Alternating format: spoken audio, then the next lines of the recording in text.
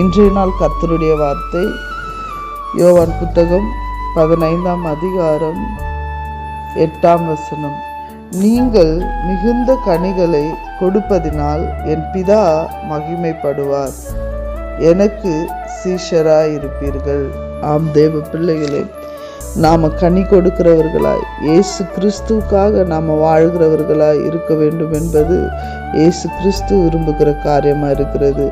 எப்படி திராட்சை செடியிலிருந்து ஒட்டி இருந்து கனி கொடுக்கிறதோ அதே போல இயேசு கிறிஸ்துக்குள்ள கிளையாக நாம் ஒட்டி இருந்து நாம் கனி கொடுக்கிறவர்களாக இருக்க வேண்டும். கனி என்பது நமக்குள்ள ஆவின் கனிகள் இருக்கிறது, அது நமக்குள்ள செயல்பட வேண்டும். நமக்குள்ள பரிசுத்தத்தை காத்து கொண்டு ஆண்டவருக்காக எழும்பி நிற்க வேண்டும். அது மாத்திரமல்ல, இன்னொரு கனி என்பது ஆண்டவர் வைத்திருக்கிற ஊழியத்தை நாம் செய்கிறது தான், ஆண்டவருக்காக எழும்பி நிற்கிறது தான், ஆண்டவருடைய சீஷராய் எழும்பி நிற்பது தான்.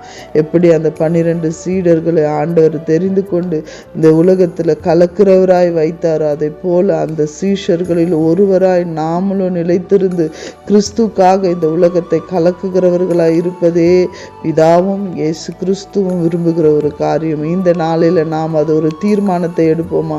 எந்தெந்த இடத்துல இயேசுக்காக நான் எழும்பி நிற்க வேண்டும், இயேசுடைய சீஷனாய் நான் நிலைத்திருக்க வேண்டும் என்று சொல்லி நம்மளை அர்ப்பணித்து ஆண்டவருக்கு ஒப்பு கொடுத்து நாம் சிந்தித்து நாம் வாழும்போது நாம் இயேசுவினுடைய ராஜ்யத்தை கட்டுகிறவர்களாய் இயேசுவினுடைய ராஜ்யத்திற்கு துணை நிற்கிறவர்களாய் இருக்க கர்த்தர் நம்மளை உருவாக்க வல்லவராய் இருக்கிறார். இன்றைய நாளிலும் நாம் அந்த தீர்மானத்தை எடுத்து கர்த்தருக்காக எழும்பி நிற்போமா?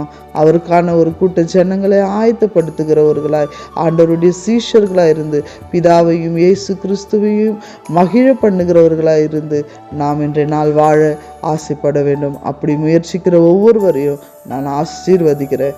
God bless you.